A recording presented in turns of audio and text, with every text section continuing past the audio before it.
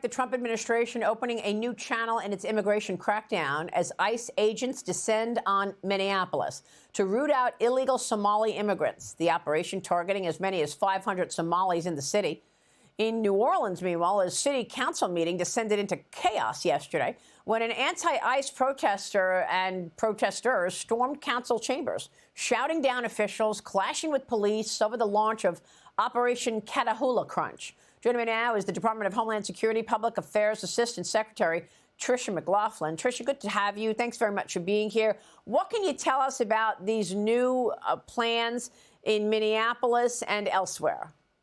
Well, absolutely, Marianne. Thank you for having me. Out of Minneapolis, ICE is already on the ground there. USCIS has been doing investigations there for months about immigration fraud. What we're seeing on the ground as far as these immigration cases is that nearly half of them have resulted in fraud or some other defrauding of the system, which is a huge problem. Charges are coming. But on the ground, ICE has already made dozens and dozens of arrests, including a convicted murderer, convicted gang members who have just been released back onto Minneapolis' streets to terrorize their people. And it's such a shame that Tim Walz and the mayor there turn a blind eye and are really complicit in what's happening to Minneapolis. So Secretary Noem is laser focused on this issue, and we're going to bring real results, not just for President Trump, but for the American people. Yeah, I mean, so is this connected to what we saw in terms of the fraud over the COVID payments?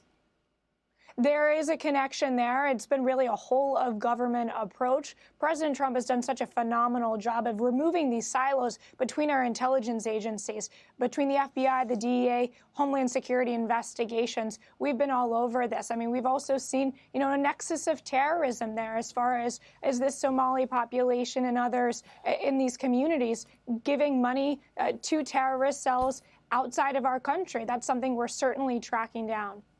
Meanwhile, ICE announced the arrests of multiple Afghan nationals. They were released into the country by the Biden administration during Operations Allies Refuge and Allies Welcome, following the disastrous pullout of Kabul in 2021.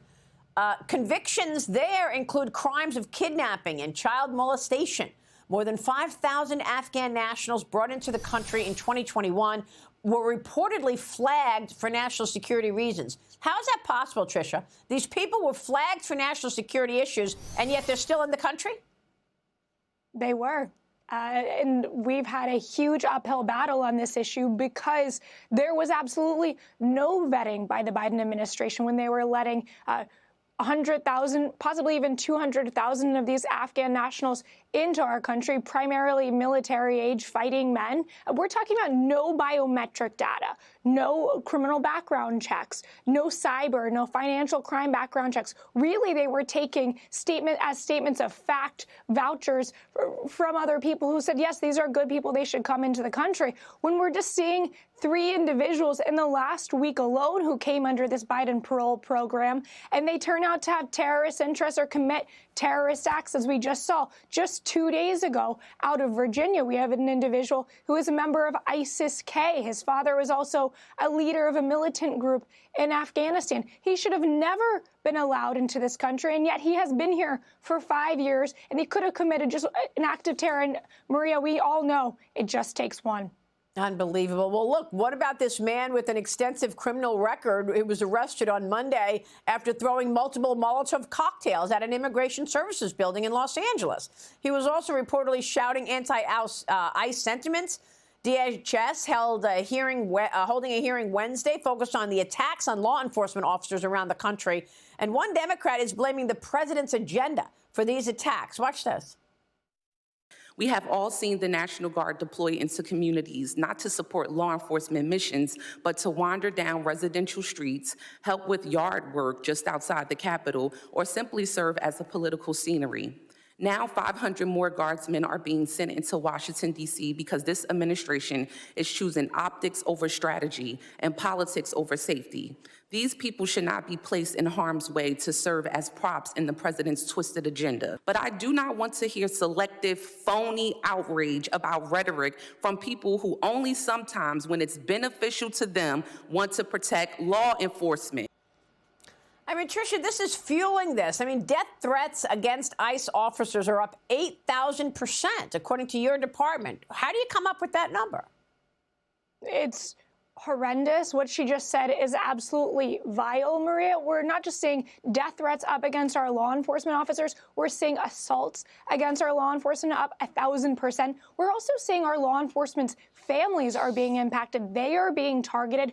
Their information, where they work, where their children go to school, is being put on the dark web. Our officers are being stalked as they go on their way home. And the fact of the matter is, you don't hear a peep from Gavin Newsom and these sanctuary politicians as our law enforcement is being targeted. The reality on the ground is that there are 3,600 known or suspected terrorists who have been arrested in just the past 300 days under President Trump and Secretary Noem. That is staggering. The fact of the matter is, these politicians should be thanking our law enforcement, not demonizing them, but of course they'll never do that. And then there's, of course, even Christmas not being safe from anti-immigration protests. There was a church in Evanston, Illinois, facing heat this morning for displaying a nativity scene showing baby Jesus zip-tied by ICE agents.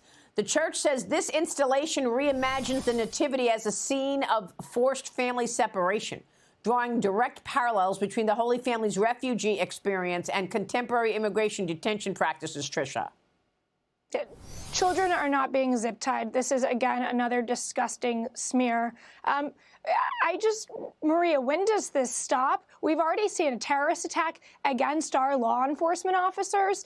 We've seen multiple vehicle rammings, probably 1,000 this year, and we talked about the assaults against them earlier, but I really think it's incumbent upon these politicians, give the facts here, because these illegal aliens in our country actually have a real choice. They have a choice to leave the country now, get a $1,000 exit bonus, a free flight home, and then preserve the potential opportunity to come back to the United States the right legal way. That is an incredibly generous taxpayer offer, and they should take advantage of it. All right, Tricia McLaughlin, we're watching your work here. This is important work. And of course, we understand the challenges that the administration faces with this policy. Thank you so much.